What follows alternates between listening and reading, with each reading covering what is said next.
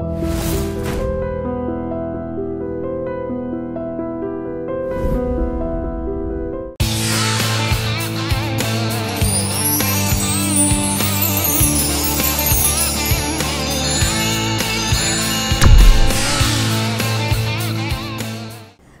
ఒక విషయం చెప్పండి సార్, మీ జీవితంలో మోస్ట్ మెమరబుల్ మూమెంట్ ఏంటి ఇన్నేళ్లుగా? ఎస్పెషల్లీ కెరియర్ గురించి నేను మాట్లాడుతున్నాను. కెరియర్ విషయంలో అలాగే పర్సనల్ లైఫ్లో చాలా గుర్తుండిపోయి ఎప్పటికీ మిమ్మల్ని ఒక it haunts you, it's great memory అన్నది. అంటే ఇందులో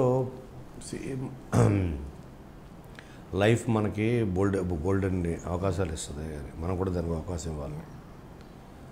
దీనికి ఎగ్జాక్ట్గా 20 years బ్యాక్, 21 years బ్యాక్ తోకలేని పెట్టారన్న ఫిలిం ఫ్లాప్ అయిన తర్వాత లిటరల్లీ వాజ్ ఆన్ స్ట్రీట్స్, రాముని కలుద్దాం అంటే జాబ్లెస్ ఆన్ రోడ్స్ ఉన్నప్పుడు, అప్పుడు రాము కోసం వెయిట్ చేసి చెన్నై దానికి గెస్ట్ హౌస్ ఒకటి ఉండేది. అప్పుడు రంగీలా జరుగుతాం షూటింగ్, దానికోసం రావాలి, వస్తే నేను చెప్పాలి రాము నేను ఏదో జాయిన్ అవుతాను, సినిమా పోయింది వాడు రావట్లేదు, నా దగ్గరేమో డబ్బులు అయిపోతున్నాయి, how to survive. Then they have decided to commit suicide. ఒక 40-50 ట్యాబ్లెట్స్ కొనుక్కొని కాంపోజ్ కొనుక్కొని ఒక వాటర్ బాటిల్ తీసుకొని సముద్రం దగ్గరికి వెళ్ళి ఆలోచించి, ఇంకా వాజ్ అబౌట్ టు కన్జ్యూమ్, తీసుకునే ముందు ఒక అమ్మాయిని చూసా నేను. అంతమంది కూడా చెప్పా ఇంటర్వ్యూస్లో, అంటే మీతో కాదు, అది కొన్ని ఇంటర్వ్యూలు చెప్పా. అమ్మాయికి షీ వాజ్ 8 years ఉంటాయి, 8-9 years. అమ్మాయికి 2 చేతులు 2 కాళ్ళు లేవు.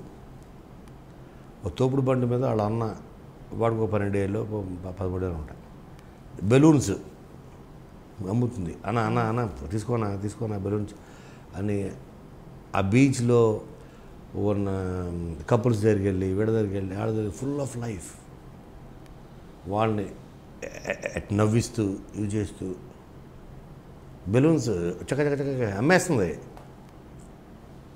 నేను చూసి షాక్ అయిపోయా. 2 చేతులు లేవు, 2 కాళ్ళు లేవు. సో అమ్మాయి అంత హ్యాపీగా ఉంది, she living our life, taken the challenge.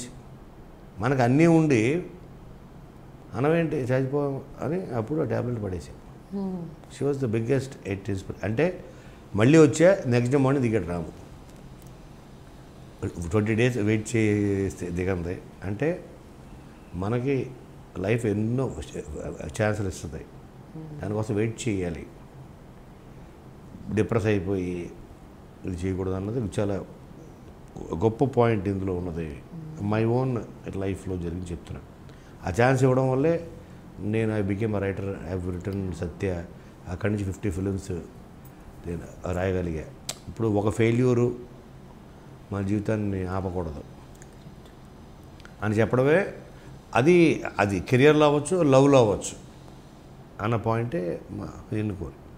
So that is the moment of my life, అంటే విచ్ టోటలీ చేంజ్డ్ అది. So that's the best moment in my life. But ఆ తర్వాత మీరు ఈ మధ్యకాలంలో ప్రొడ్యూస్ చేసిన 4-5 సినిమాల్లో కూడా ఒక్క శంకరాభరణం తరపు మిగతావన్నీ బాగానే ఆడాయి. Geetanjali again block buster.